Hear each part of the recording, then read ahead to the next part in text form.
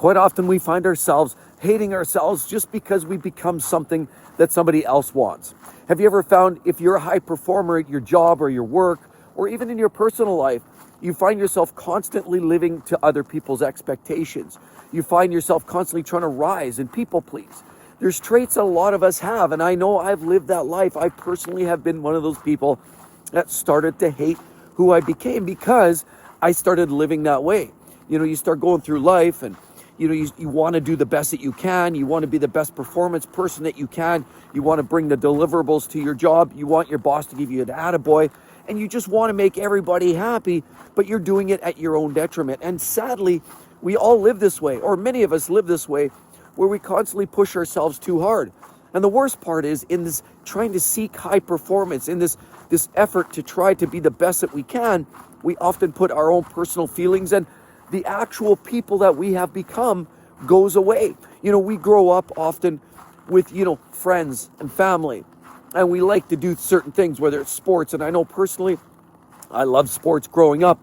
And unfortunately, a lot of that took a back seat because you get into the working career and everybody tells you that you have to work hard and go to school, get your great career and move on. And that way you could be successful, pay your taxes, have that big fancy house and move on. And you could be the best person that you can possibly be. But have you ever found that quite often you're going through your job and little things, all of a sudden you get an email or somebody calls you, said, hey, we need to talk tomorrow. We need to put together this last meeting, you and I, one-on-one. All of a sudden, what happens? Fight or flight. You get stressed out, you get wound up because you think that now all of a sudden your performance is being compromised or jeopardized. You're worried, you're stressed out, and it's having a major impact. You can't sleep that night. You're worried about it. You're tossing, you're turning, it's making you sick inside because you constantly worry about what other people are thinking. You're worried about what your boss is thinking. And this even happens on a personal level. You have a friend that said, hey, we need to talk.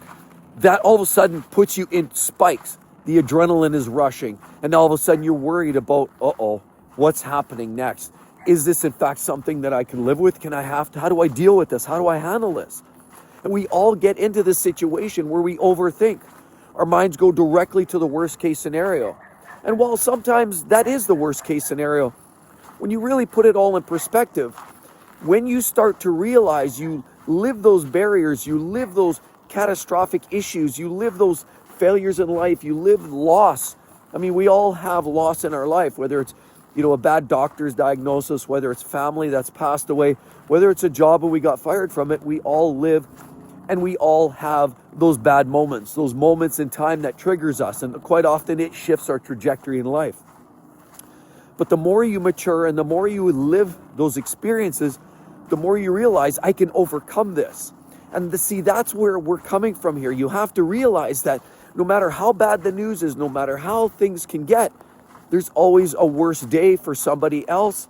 And you're just living a life that quite often many other people are living as well. You're not alone. That's the key. Now, one time many years ago, I went on a trip with my dad, and rest his soul, but he was the quiet, silent type. He was a tough, worked construction. He was a farmer. And he was one of these individuals that was just more the strong and silent type. He didn't talk a lot. And when he did, it usually meant something. You were usually perked up and you were quite often listening to what he had to say. Well, one time we did a little trip and there was a few of us in this vehicle. And so what I realized at that moment when we went on this trip, that there was a few of us, I started getting sick. A lot of us, we don't sit well. We were doing a long trip in this really long van, and I was laying down for a while, and then I started getting car sickness, and I started feeling really ill in there. Well, I needed to pull over. I wasn't driving. I was sitting in the back seat. But unfortunately, what started to happen, I started to feel like I was going to get sick, and I said, we need to pull over. We need to pull over. Well, the person that was driving the van got all mad, got in a tiff, you're going to put us off schedule. Things are going to go off the rails. Immediately, a lot of people would be stressed out about that very confrontation. The idea that you're stressing out, putting somebody else out of their way. But the sooner that we can get past this, the better off we'll be. And the better that we can come to grips with our own lives. Because quite often, we just live and we would accept the fact that we don't want to bother anybody. But see, that's what I learned from my dad. And he was the strong, silent type. But when he spoke, you often listened, as I've already said. And he basically said, cool it, chill, we've got time. And so he stood up for me right then and there. And I realized at that moment that, you know what, life is important. And everybody's own life, they have to live their own way.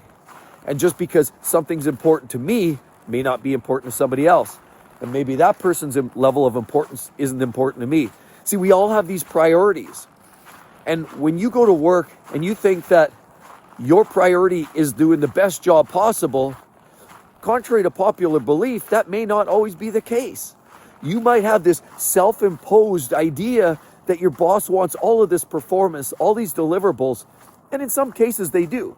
Quite often, corporate America, they push people to work harder, longer, faster, stronger. But that's not always the case, and sometimes priorities aren't exactly as it seems. And even if it is, see, the problem was I was starting to go down that path. And quite often whether it's in our work life or whether it's in our personal life, we constantly find ourselves trying to push ourselves and having that difficult time of that differentiation of how to decide what's important. See, because then we start living for work. High performers quite often tend to live to work. And see, what ends up happening then, you can take a little holiday. You think, oh, I can go away for 7 days. I'll go to Mexico, sit on the beach, drinking tequilas, and we're going to all have some great times. But how often have you done that and found yourself still constantly things about work popping up? And you can even sit there on the lounge chair on the beach and say, so much better now. I'm not at work. This is so much better than work. But just by saying that and in your mind, it is absolutely screwed with your head. See, because you're living the work. You're living to work. And that is unfortunately the reality that a lot of us have. We can't differentiate anymore. As we get into life, our focus becomes performance, people pleasing, doing things for the ultimate goal. And the sooner that we can realize that, wait a minute, we need to draw that line in the sand. And while it's great to be a high performer, and I've always tried to live to the highest performance possible that I can deliver, there becomes a time when you have to make a decision that, you know what, it's either go time or it's chill time. And that's the problem a lot of us have, is we don't know when that chill time is. We think we do. We take that 1 week holiday to Mexico, and for us, that's our way to justify and say, okay, yes, this is chill time. I'm taking some time off. And while those are great moments, and I would definitely strongly recommend taking holidays when you can, if you can afford it and you want to do it, go for it. It helps. But it's more than just taking that 1 week off. We have to know that when it's Tuesday night, work is over, it's tail lights and dust. And for those that know, I had this friend many years ago. I worked with him in my last job many years earlier. And I can absolutely attest, this guy literally taught me some serious life lessons. He had worked for this company for many years, but he was the type of individual, he worked during go time, but when it was right at the end of the day, everybody used to joke and say, hey, there he goes, tail lights and dust. And he was gone. Why? Because he knew when to turn the lights off. And that's the problem in today's society. We get too hung up trying to climb the ladders, trying to care about what other people think, and sometimes it makes us ill. We can never absolutely switch it off. And it comes a time where we have to draw that line in the sand. We have to make that stance, just like my dad did. We have to put our foot down and say, you know what, enough is enough. There is a priority, and we're calling it right here. See, because all too often, we don't make that call. We don't say that. We don't put our foot down. And we just keep on keeping on. And when somebody says jump, you jump. And that's the problem in this society. We're caught up too much trying to please others, trying to find success in something that represents climbing a corporate ladder, or even any kind of job for that matter. Now, I've always advocated for working the hardest, and every time I've had a job and I see that person that's just sort of sloughing along, that's always driven me nuts. Absolutely, because performance is something that's always been ingrained in me. Right from being a young kid, I've always been taught, play hard, work hard. You know what? If you show up, you're playing hockey, you play hockey hard. If you're working, you work hard. You do it to your fullest. Anything worth doing is worth doing well. And that's always been the way I've lived. But that's the problem. Quite often, I've lived it so much to the point now where everything is fight or flight, and immediately a trigger can get me going on the work front. And so I've learned in recent days, months, weeks, with changes in life, with the loss of parents. First, my dad back in 21 was devastating, and that was a real eye-opener and something that really stuck with me. We were golfing for years together, and Sunday nights or Sunday mornings, the frost was the dew was barely off, the frost was barely off the greens. And quite often he booked that first tee time in the morning at the golf course here in Edmonton. And he was just one of these guys that just had to get that first tee time, because after we finished that round on Sunday morning, we were back in the clubhouse booking the following week at the same time.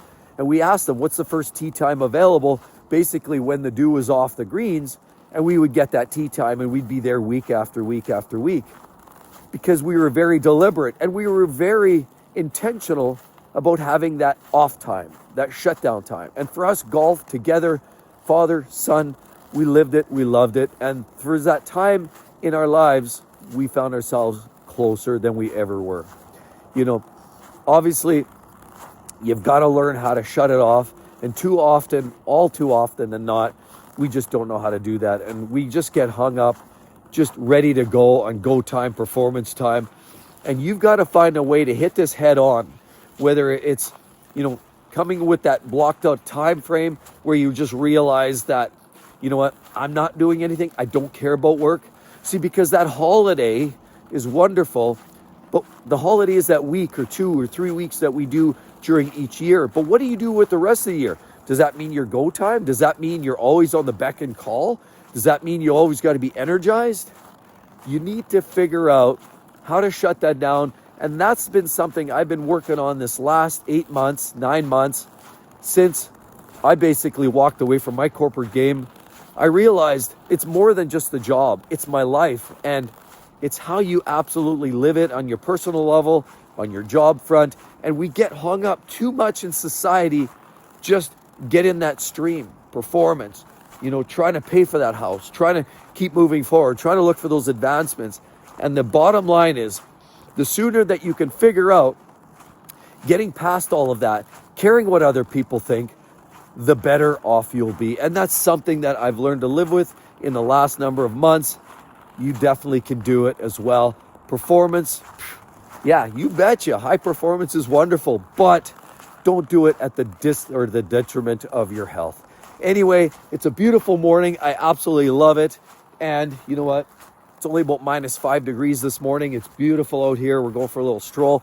I'm going to go grab a coffee and let's just go with that, shall we? Anyway, hope to see each and every one on the next one. We'll see you all real soon. Bye-bye.